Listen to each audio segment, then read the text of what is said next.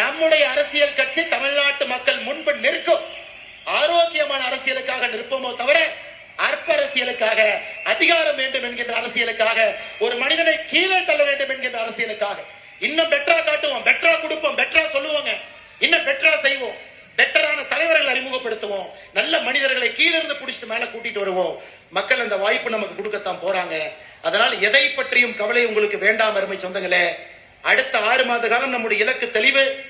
6 மாத காலம் என்ன செய்ய வேண்டும் என்பதிலும் தெளிவாக இருக்கின்றோம். அதை நாம் செம்மையாக செப்பனை செய்வோம். பாரதிய ஜனதா கட்சி நான் சார்ந்திருந்த கட்சி. பாரதிய ஜனதா கட்சியிலிருந்து நிறைய தொண்டர்கள், தலைவர்கள் இங்க வந்திருக்கிறாங்க. நிறைய கட்சியிலிருந்து வந்திருக்கிறாங்க. அதிமுகவிலிருந்து வந்திருக்கிறாங்க. திராவிட முன்னேற்ற கழகத்திலிருந்து நிறைய தலைவர்கள் முன்னாடி இருக்கிறாங்க. எல்லா கட்சியிலிருந்து வந்திருக்கிறாங்க.